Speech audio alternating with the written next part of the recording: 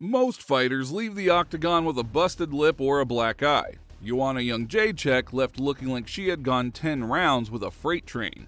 Her face was unrecognizable, swollen into a grotesque balloon. The hematoma on her forehead looked like it belonged in a sci-fi movie. Fans online were stunned. Joe Rogan called it one of the gutsiest performances he had ever seen, while trolls compared her to Megamind. The lady, she's so tough. Yeah. That lady is as tough as human beings can possibly be. Because she never even flinched. Forehead's twice the size of normal. She didn't even flinch, kept throwing bombs. It was amazing. Yeah. Epic. How long did it go? 5 rounds. 5 rounds. 25 whole minutes of chaos. Yeah. And it was even the whole fight. The whole fight was like back and forth and back and forth and back and forth. It was amazing. But 5 rounds earlier, she was the queen of violence, the most dominant strawweight champion in UFC history. 5 title defenses, 14 straight wins. A striker so precise that elite fighters looked like they were standing still. Then Zhang Weili walked in and shattered the unshatterable. Today we're pulling back the curtain on how the Polish destroyer went from untouchable champion to a face that broke the internet, and why that night changed her forever. But first, you have to see how unstoppable Joanna once was. Joanna didn't grow up dreaming of fighting in cages. At 16, she just wanted to lose weight. So she walked into a Muay Thai gym and never walked out the same. What started as a fitness experiment turned into obsession. Joanna wasn't just good, she was scary good. She went on to win over 60 Muay Thai and kickboxing matches, earning 5 gold medals at the IFMA World Championships and grabbing world titles under organizations like the World Kickboxing Network and the WMC. She fought with ruthless precision, mixing elbows, knees, and relentless combinations. Coaches quickly realized that they weren't training a girl from Poland, they were molding a machine built for violence. By 2012, she was ready for MMA. She won a unanimous decision in her debut in Poland. She racked up 6 straight victories, tearing through Europe's toughest women before the UFC came calling. In July of 2014, she made her UFC debut against Juliana Lima, winning after 3 rounds of clinical striking. Then came Claudia Gadeja, undefeated and feared. Joanna didn't care. She edged out a controversial split decision, and suddenly the MMA world knew her name. But it was March 2015 at UFC 180. After that, she defended her title against Karolina Kowalkiewicz at UFC 205, the first card ever held at Madison Square Garden. 2 Polish fighters headlining on the biggest stage. Joanna didn't just win, she controlled every second, lighting up Karolina with combinations while the crowd in New York roared. And then there was Jessica Andrade, a bulldozer of a fighter who looked unstoppable until Joanna made her look like a beginner. In 2017, she landed 225 significant strikes in a masterclass performance at UFC 211, breaking her own record again. 5 defenses, 0 doubts. Joanna wasn't just the strawweight champion, she was the blueprint for striking dominance in women's MMA. Fans loved her intensity, her opponents feared it. She'd get in your face at weigh-ins, calling herself Joanna Champion, like it wasn't just a nickname, but an eternal truth. But the higher you climb, the harder you fall. Because when you start believing you're untouchable, that's when someone comes along and proves you wrong. And for Joanna, that someone was Rose Namajunas. November 4th, 2017, UFC 217, Madison Square Garden again. Joanna walks out with all the swagger in the world. Rose Namajunas was the quiet, unassuming challenger who nobody gave a chance.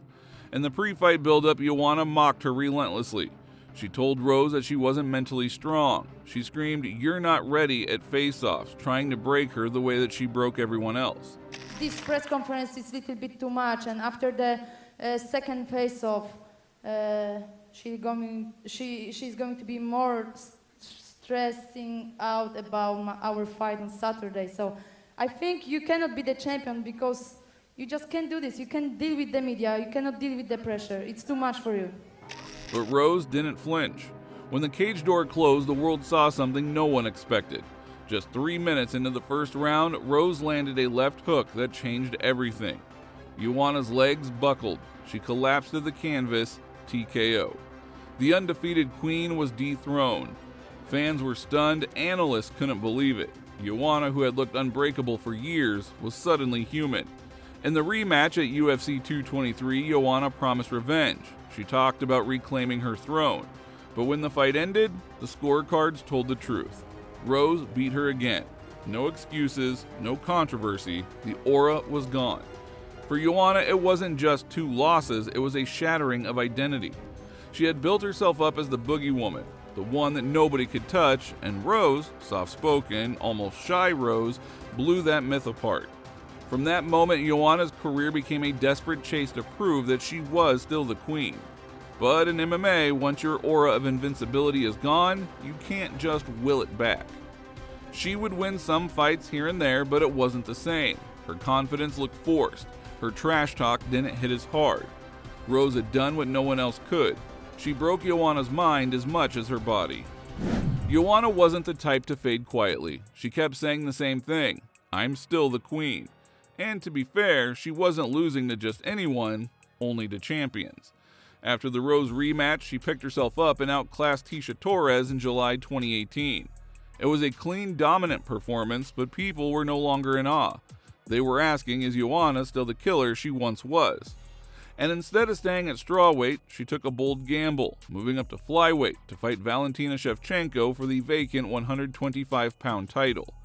Many thought her speed and striking might give Valentina problems. Instead, Valentina turned it into a clinic.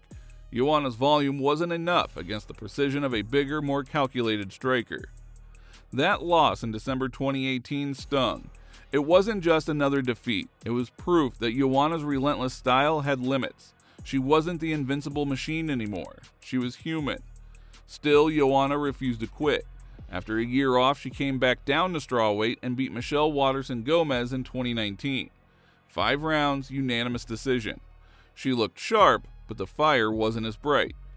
By 2020, a new monster had taken over the division, Zhang Weili, the first Chinese UFC champion.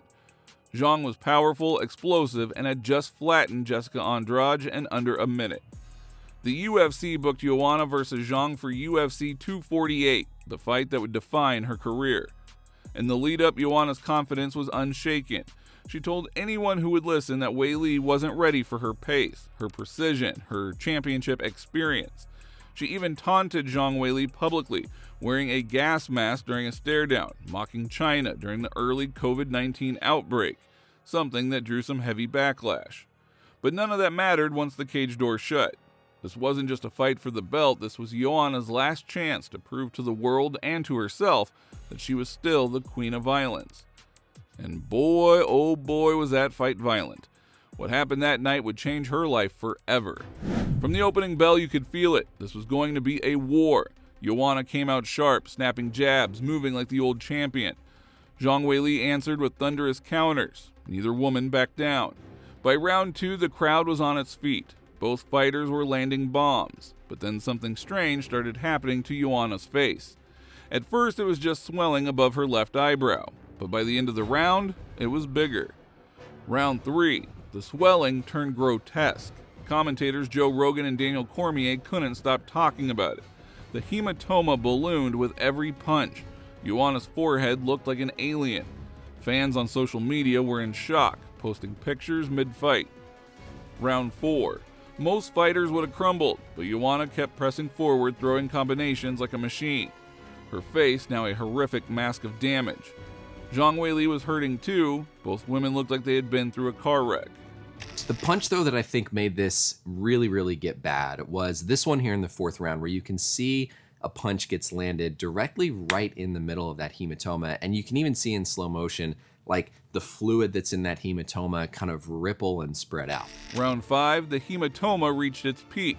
It looked like her skull had been rearranged. Every strike made the audience wince, and yet Joanna didn't back off. She fought until the final horn.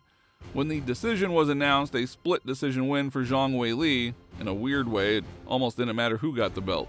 Because as cliche as it sounds, the fans won that night. Everyone watching knew they had just witnessed one of the greatest fights in UFC history.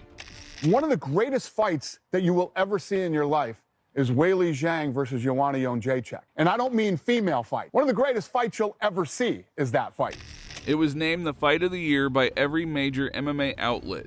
UFC.com, MMA Junkie, SureDog, BT Sports, Wrestling Observer Newsletter, Bleacher Report, I mean, you name it. Joanna left the octagon, though, with her head high, but her face was unrecognizable. The image went viral within minutes. Memes flooded the internet. Some called her brave, others mocked her appearance. That night, Joanna Jedrzejczyk gave everything she had, and though she didn't know it yet, a part of her career ended there in that cage. When Joanna looked in the mirror after UFC 248, she barely recognized herself. The damage wasn't just brutal, it was historic. Doctors confirmed that the hematoma was one of the worst ever seen in the UFC. Her face took weeks to heal, and even then the scars of that war weren't just physical. She had gone toe-to-toe with Zhang Weili in what many called the greatest women's fight of all time, but it came at a cost that no title could repay. Joanna admitted later that she felt like she had left a piece of herself in that cage. It's going to be incredible. Both of these women are incredibly talented, both incredibly hungry. They both want that belt. And I knew that this thing, what you don't know is, will one of them clip the other one and get knocked out or a submission? That stuff can happen. But I figured if that didn't happen, this was going to be one of the most ridiculous fights. And I was begging and urging people to tune in and watch this fight and not miss it. And they did. Tonight was a really good night for us. So I'm really happy for both of them and proud of them. And the recovery was long. For months, she stayed out of the spotlight, posting carefully chosen pictures, hiding the swelling as it slowly subsided. And even when the bruises faded, her fight game seemed different. When she returned for the rematch against Zhang in June 2022 at UFC 275, it was clear she was not the same fighter. Zhang Weili caught her with a spinning back fist in the second round, and Joanna went down hard, knocked out cold for the first time in her career. As she stood up in the cage, tears welled in her eyes. She removed her gloves, placed them in the octagon, and announced her retirement. I will join DC's league. I'm retired, guys. I love you so much. Thank you for the support. UFC, Dana. So sorry I let you down, man. Lorenzo, when you're still here. Hunter, matchmakers. But, hey, guys. Wait a second. I want to give big credit, big thanks to all of UFC employees. Without them, we couldn't be here. Prepare for you. I love you guys. It's been 20 years. I want to be a mom. I want to be a businesswoman. I've given everything to the sport, she said, voice shaking. It's been 20 years. I'm turning 35 this year. I want to be a mom. I want to be a businesswoman. I don't want to let this happen. I've been training 2 decades, most than half of my life. I appreciate you all. I love you guys. I love you, DC. The crowd gave her a standing ovation. That night, Joanna Jedrzejczyk, once the unstoppable queen of strawweight, walked away for good. Her face had healed, but her hunger to keep taking that kind of punishment was gone. Joanna Jedrzejczyk was unstoppable until she wasn't. For 5 rounds in March of 2020, she showed us the price of greatness. Her face exploded, but her spirit never broke. And in that moment, even in defeat, she proved why she is considered one of the greatest fighters in MMA history. Sometimes the most powerful stories in combat sports aren't about the wins or the belts. They're about how far someone is willing to go and what they lose along the way.